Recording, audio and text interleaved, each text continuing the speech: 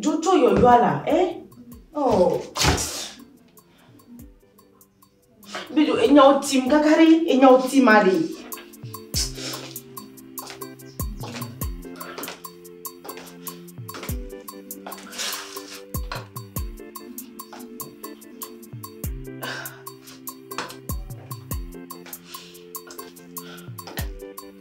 Ni me mo tamele da do ntio.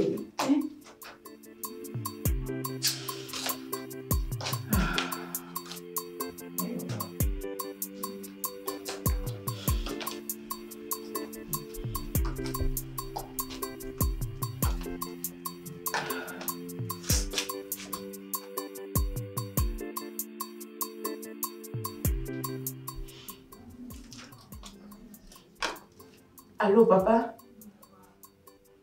Me font là. Et bien, il y a un bébé qui est blonde, oui. Papa?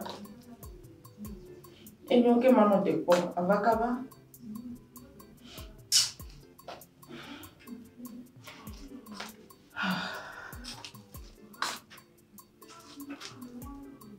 Le cas, j'ai encore des simolo. Pourquoi tu dis, va faire que me l'amener, faut vendre la TOFA, hein?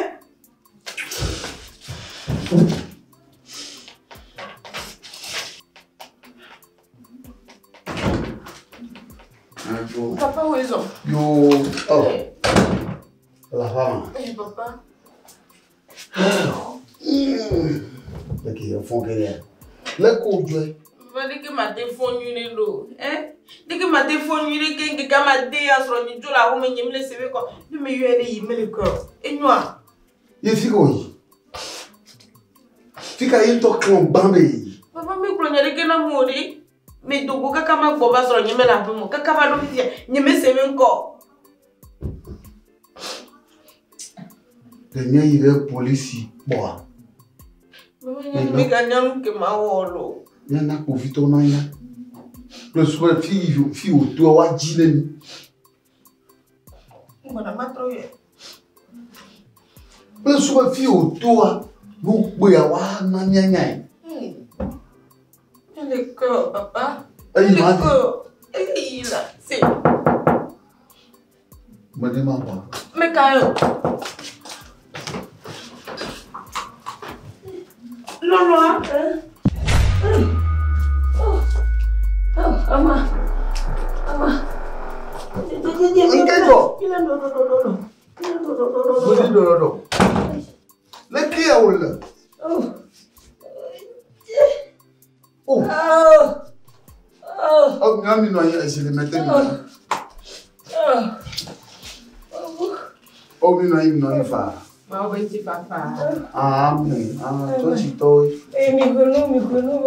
Amen.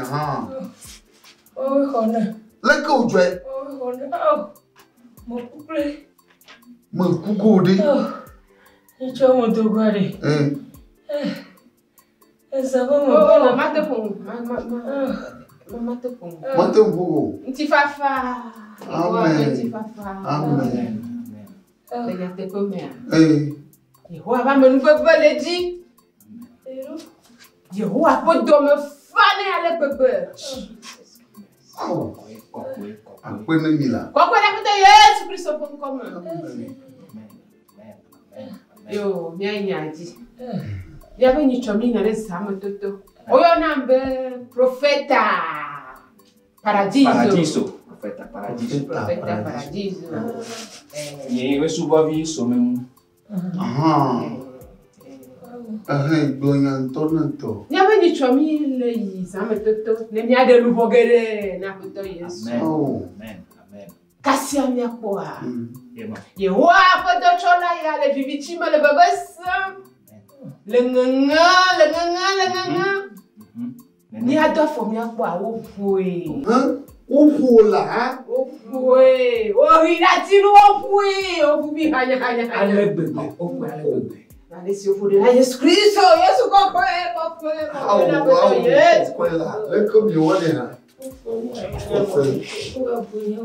O fu Yesu a. Profeta, akwena mikakalo. Mawunyagblɔla. Quelques temps. Exactement. Ben chichi domi o leta. Oh! Il faut avoir dormi mieux pas me valide be. Amen. Yo ko monoro. De tu bi. Mi ta ko nuna. Il faut aller au bébé. Oh. Amen. Venavi ava kwesi amanami. Oh, amen. Amen. Hein? Mchoro yino gani bena jena ba. Imo ba pore. Praise le dia chokole be fata. Chokole de ka be fata. Aha. Dona seja. Amen. E foi to fatu.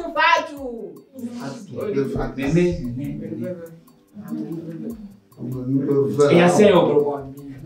Uma profeta. Profeta paradiso. Profeta paradiso. Aha. E bete pro América pro. Oh. Profeta mata fomo na. Oh, profeta. Malaka kumiona. Oh, nyenta. Aha. Oh, mata fomo na. Bogona. Oh. Não, bogona na do tijudi ni esi na mani. Tia. Bogona kan. Oh, profeta. Akwebela. Kapumwa, uko yashinye. Yutuluma kwa. Uko kapumwa. Enya nomba ni nyuie de jamere kapumwa la yo malu. Wande mahaya gapwa mu afya.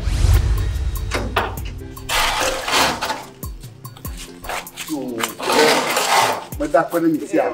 Yo ba o dokaka. Oh. Amen. Aha. Mabere, afuba, Davi, bere kuiba. Ah, mi vala, ma bien ya vevi mi la. Nyan tonto la. Nya ya zu nyan to de ba nyawo. Nya ya nyan to de ba nya. Ma des leke mi hewo do. Ne ni o khede ni. Doka. Chotia. Ho vi me ko gare telesio. Aw, mwanyi bere. O wa manyara ke masemu. Yeho abe nafa, mi nafa. Mikpɔ ele bebe seseme, emile. Ye mikpɔ fa. Foye. Nya do ola manye.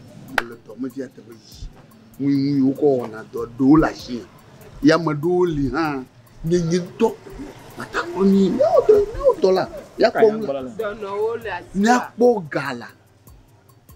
Bo. Amalifia me jeshi me na pere nyoko. Ya gbe o do mi. Nyama. Akpo gale ke. Ya ge. La. Mo blague hein. De nyame nyuie de aba Oui, blanc. Menya. Holy. Nyanke jo.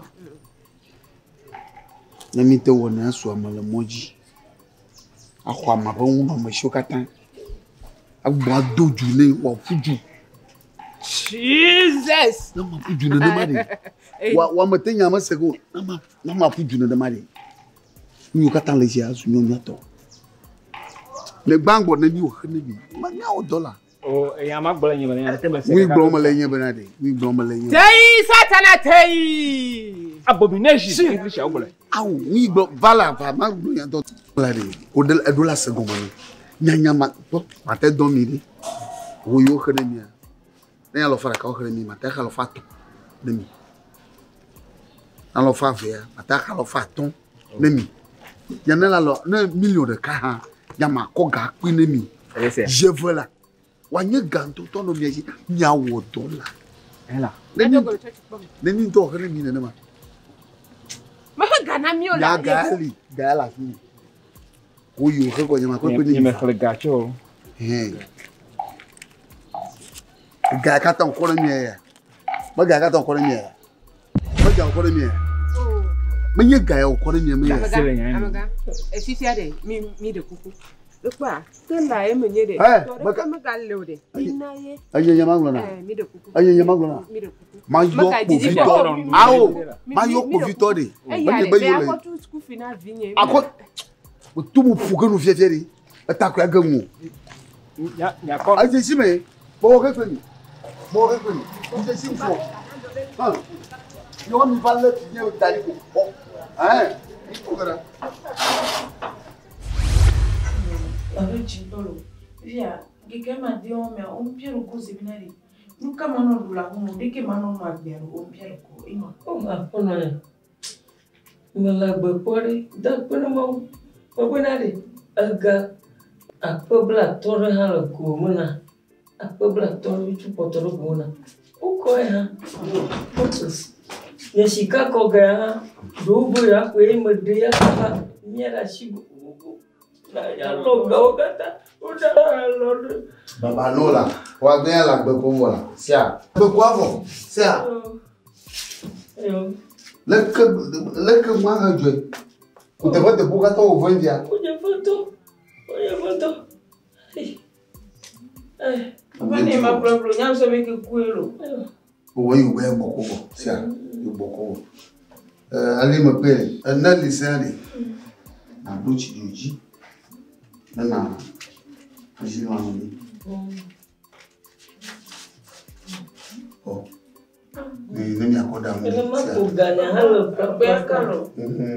Pour gagner le papa, le gars. Aïe, le roi, nous vivons quoi? C'est à garantir un arbre. Toi, si tu es au Pogan.